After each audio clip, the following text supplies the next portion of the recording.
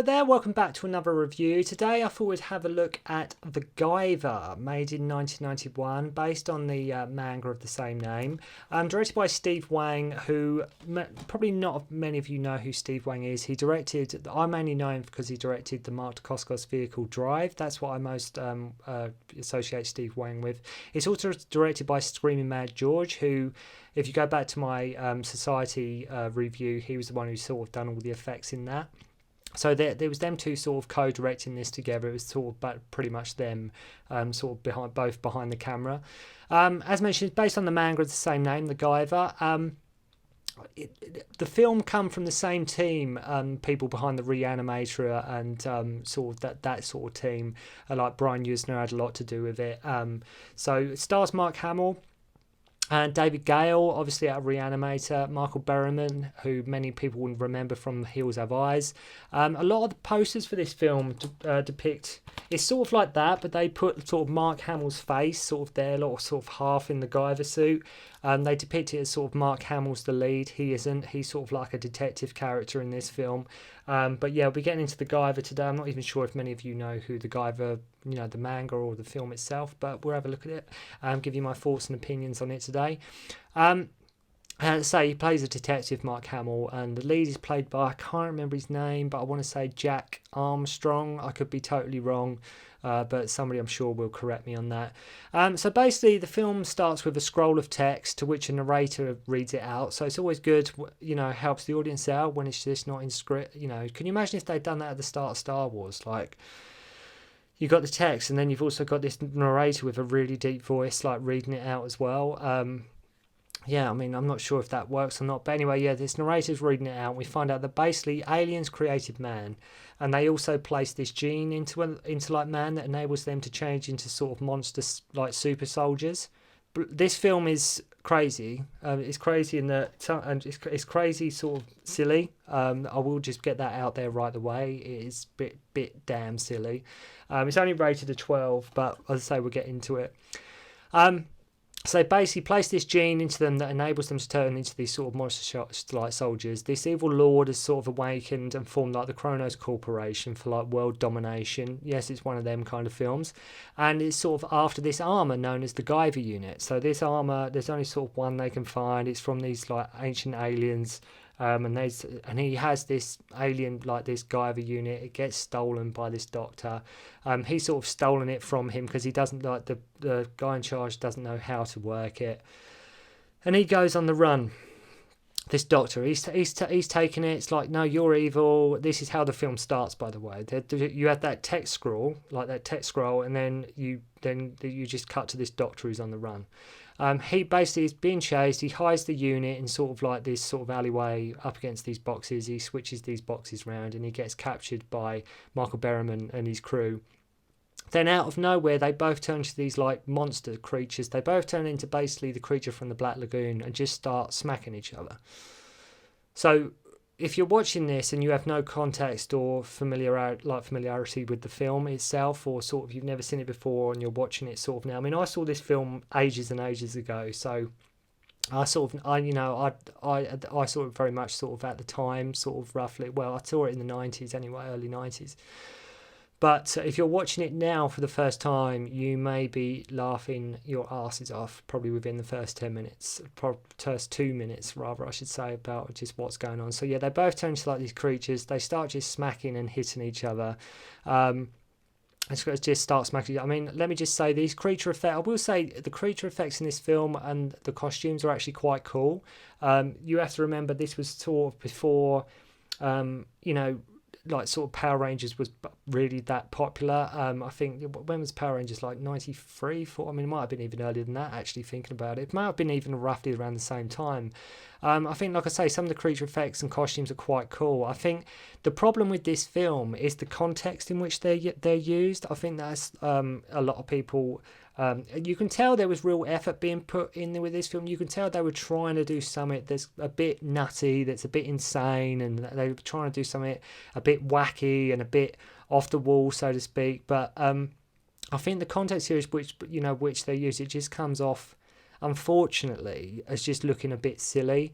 You know, sort of some films from back in the day, they're even now, they're still, even though they were hokey at the time, they still sort of hold up. This film, in many ways, sort of doesn't. I mean, Mark Hamill, I'd imagine, was mainly there just for a paycheck, I'm pretty sure. It just, there's some people, it's one of them films, I don't know if I'm pretty sure it probably does have a cult following. There's people that do like this movie, and I think, like I say, I think it speaks volumes if you saw it at the time rather than seeing it now. But yeah, I mean, it's not all bad, but it's, like I say, it's just the context sometimes that, like I say, but there's real effort, because I think Steve Wang, I think he had something to do with some of the like prosthetics and things on films like Alien Resurrection and things like that. And I think, like I say, he's a big fan of kung fu movies and things like that. I mean, I don't know what he's directed recently, but I always remember seeing Drive with Mark Dacascos and Kareem Hardison. And Brittany Murphy. I remember seeing that.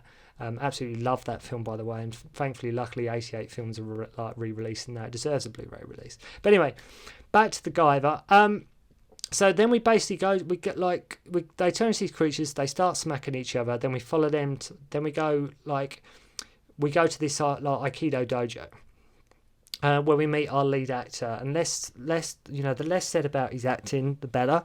Not knocking the guy, but he's just not strong enough. He is not strong enough, and some of the things he does, and it's not his fault as an actor, it's what the character does that I have a real problem with, but I'll get into that in a sec. But I say the less said about his acting, the better. And this girl that's there that he's sort of after, I think her name's Mizuki, I think that's what she's called. Then in walks Mark Hamill, Luke, whatever you want to call him. He walks in. He's got sporting a nice tash in this film, by the way, a really cool tash.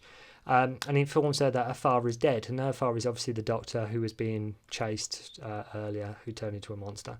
She is upset and in tears. She's sort of like, Mark's consoling her, and so Sean, like our lead, he being the psycho that he is, decides to follow them. So he can see she's upset. He can see, because he was going to give her a lift or something. So he, being the normal sane person that he is, decides to like follow them both. Already you're thinking nut job, but he follows them, right? Okay. But, she's in tears, so surely he can understand. She's just probably had some bad news, something's going on. So Sean, being the psycho that he is, decides to follow them, and not just call her later when she gets home, or just check she's okay, or just ask Mark, and Max, his name is in this, when he's with her, like, is everything all right? I can see you're upset. He just lets them walk out the door and goes, right. And in his head, he's thinking, oh, I can't have that. So he follows them. So basically, stalks them, basically. And also as well, Mark Hamill in this doing some with his tash going on as well, he's doing some very tough detective sort of cigarette smoking as well going on, just to add to the character, to give it a bit more depth. So he basically follows them to the crime scene, and he just so happens to be standing exactly where the doctor left the Guyver unit. Now, if that ain't a plot convenience, I don't know what is. He's sort of spying on them, because he's sort of saying this is where it happened and things. Sean, being the psycho that he is just stalking them, keeping an eye on them. Oh, what are they up to? He happens to be right next to the Guyver unit where the doctor sort of hid it. Convenience much? So then Mark and Mizuki, I call him Mark, his name's Max, but say Mark, Mark Hamill.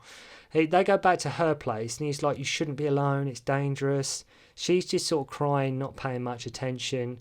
Then somebody knocks at the door, Mark pulls out his gun, but she's all chill. I mean, her father's just died, she's grieving, she's all over the place. Mark's like, you shouldn't be here, something bad might happen. She's like, well, I'm more concerned about my dad that's just died. And then the door goes, Mark pulls out his gun, and she doesn't even look phased at all. She's like, I get it. But just little things like that. She doesn't seem bothered at all. So Sean's at the door, and he sees Mark in there, and basically has a hissy fit. Gets all jealous, like, oh, I'm sorry, I didn't know you had company, and things like this. just this guy's nuts. This guy's absolutely nuts. He just gets jealousy and Mark in the same. I mean, he's just mental. So he basically follows her, knows she's upset, then gets jealous without knowing the context, and in between, also as well, just while I remember, in between each scene, there's this really annoying sort of noise that happens when they cut. It's sort of, I won't do the noise, but if you watch this film, you'll know what I mean. After the first couple of times, it's okay, but after about this 8th or 9th time, it does get so annoying when they cut to another scene. So basically, he goes to leave, and then this gang basically start on him, and he changes into the Guyver armor. The bad guys in this are like sort of Bulk and Skull from Power Rangers, if you can imagine that. Like sort of, that's what sort of the bad guys sort of intelligence that we're dealing with here. This is what we got going on with our sort of criminals and villains in this film. So cartoony, like it's aimed at sort of 6-year-olds or something. Maybe this film is. I don't know. Maybe that was what the audience they were going for. So then he basically goes back to her place. Now he asks, is something wrong? After all that, now he asks, is something wrong? Are you okay? And she finally tells him, my father's died. And it's like, right, you know, why were you so paranoid about her? Why were you this jealous? It's not all about you. It's not all about you. So then he goes off this is another thing. He goes off to get some food. It's daylight. He returns and it's night time. I mean, that must have been how far did he go to get this food? Must have gone a long, long way. There must have been a hell of a queue. That's all I'm saying. I know how busy KFC can get some nights, so, I guess so. I mean, but I've never been waiting from, like, daylight till night time. But anyway, so he comes back. And when he comes back, it's night time. I mean, that must have been just a hell of a long time. So she's being kidnapped, and the bad guys all turn into, she's being kidnapped by the guys who work for the corporation.